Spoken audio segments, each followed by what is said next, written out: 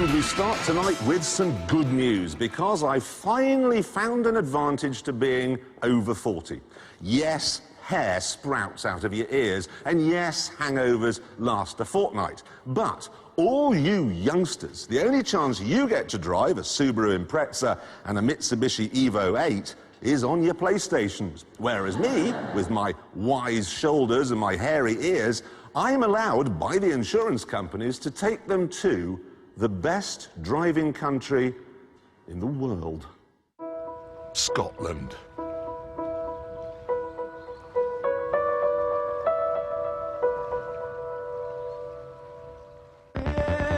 These cars were born in the rough and tumble He-Man world of rallying.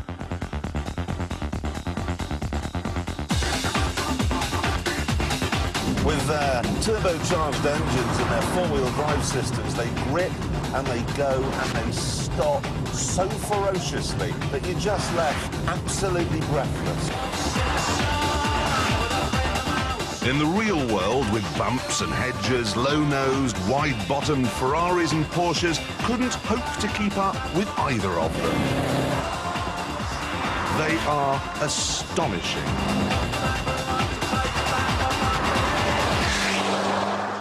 And yet, they're both relatively inexpensive Japanese saloon cars. So they've both got four doors, they've both got big boots, and they're both as reliable as a Swiss bus driver's Austrian pacemaker. What more could you possibly want? Let's deal with the Subaru first. The old model, the one with the silly headlamps, was a bit of a softie. The new one has a more attractive face, but don't be fooled. The steering's quicker, and the suspension is tougher. They've made it harder, edgier, less of a car, more of a barroom brawler. It's a different story with the Mitsubishi Evo 8. The old Evo 7 was like a mafia hitman without the compassion. At first glance, it seems they've made the Evo 8 even more hardcore. It's lighter, and its gearbox has 6 speeds rather than 5. In actual fact, though, they've made it a little bit softer and a little bit quieter. They've even given it a proper big fuel tank.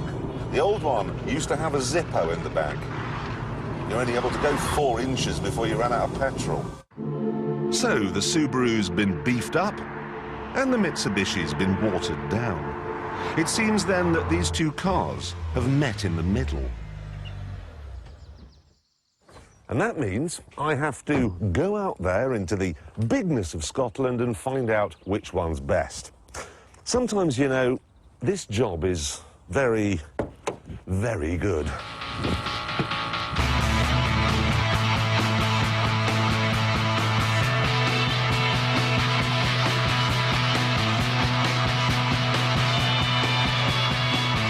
Nothing prepares you for the shock when you first take this thing round a corner. Take a test drive. Honestly, take a test drive.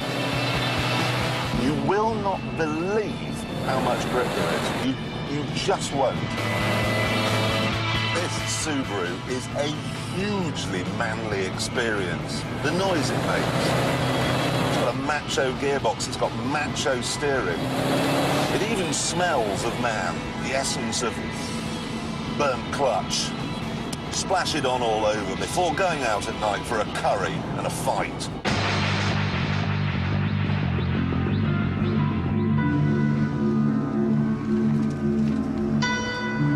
The Mitsubishi is much more technical. It's got an active centre differential, which moves the power to the front wheels or the back wheels, depending on which have the most grip.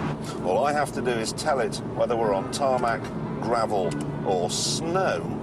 And then it's got something called super active yaw control, which moves the power from side to side. Sometimes then, in a really big corner when you're really hammering, this car is one-wheel drive.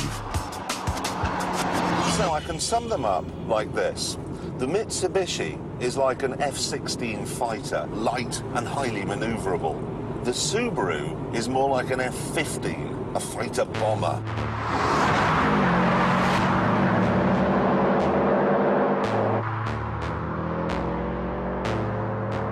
As far as power's concerned, both of them get close to 150 miles an hour and both do 0 to 60 in under 5 seconds. You can't split them on looks either. And inside, both have willfully flimsy interiors that are lifted only by the big seats and the buttons for spraying cold water on the intercoolers. On the outside, the Subaru tries to lighten up with its pink and gold jewellery, but both these cars really are shamelessly aggressive. Look at the scoop on this bonnet.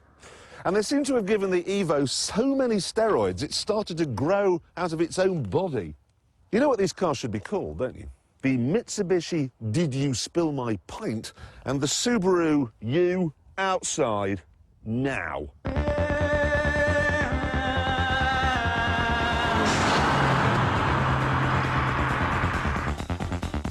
Trying to decide which is best is hard. They're both spoon-bendingly, hallucinogenically, law-breakingly mad and absurd. On a wide-open road like this, the nimbler Mitsubishi wins. But when things get narrow and bumpy, the Evo really does turn into a jet. On a difficult road like this, the Impreza feels more planted. So, which would I buy? Ooh, I can't give you an answer now. I'm having far too much fun.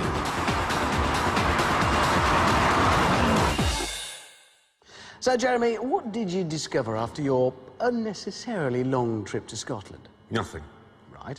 It's impossible to choose between these two cars. There's no tangible reason why you'd take one rather than the other. The only thing I will say is that when we'd finished filming and I just had to drive back to the hotel, I always found myself getting into the Subaru. Know exactly what you mean. Couldn't tell you why. I prefer the Impreza. Always have.